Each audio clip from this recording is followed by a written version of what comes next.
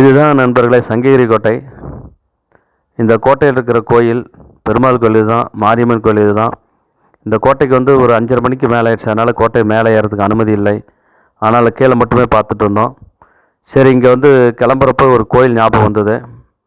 அப்படியே கோட்டை கொஞ்சம் சுற்றி பார்த்துட்டு பாருங்கள், எல்லாமே சூப்பராக இருக்குதா. அந்த தூரத்தில் ஒரு கோயில் ஒன்று தெரியுது பார்த்தீங்களா.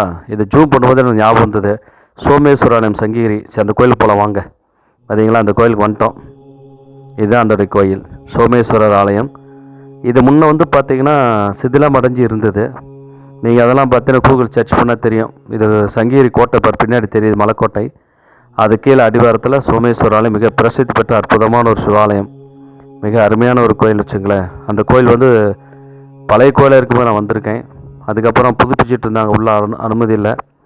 இப்போ பாருங்கள், புதுப்பிச்சு நீட்டாக பெயிண்டிங் ஒர்க்கெல்லாம் கொடுத்து அட்டகாசமாக இருக்குது.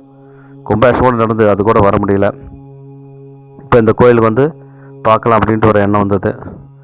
அதே பாருங்கள், சிவபெருமான் ரிஷப வாகனத்து மேலே அம்பாலோடு அமர்ந்திருக்கிறாரு. கொடிமரம் தெரியுது. பின்னாடி சங்ககிரி கோட்டை, மலைக்கோட்டை தெரியுது. ஒரு பக்கம் விநாயகர், ஒரு பக்கம் முருகர் இருக்காங்க. நம்ம உள்ளே நுழையிறோம். கொடிமரம் தெரியும் பார்த்தீங்களா. எல்லா சமயம் விநாயகர் பாருங்கள். எல்லா இடத்துலையுமே வந்து சாமி அற்புதமாக வேலைப்பாடு மிக சிறப்பாக இருக்குது. நீங்கள் உங்கள் ஊரில் எந்த ஊரில் இருந்தாலும் சரி, இது நடராஜர் பாருங்கள், நாட்டியத்துடன் இருக்கக்கூடிய நடராஜர். நீங்கள் எந்த ஊரில் இருந்தாலும் சரி, நீங்கள் சங்ககிரி வந்துட்டீங்கன்னா சந்தோஷ் சனிபன் கோயில் எதுன்னு கேட்டிங்கன்னா கண்டிப்பாக சொல்லுவாங்க. சோமேஸ்வர ஆலயம். வில்வ மரம், தலைவரிச்சு வந்து வில்வ மரம் ஒன்று இருக்குங்க. இது வந்து நாகலிங்க பூ மரம், பூ ஒன்று கூட இல்லைங்க.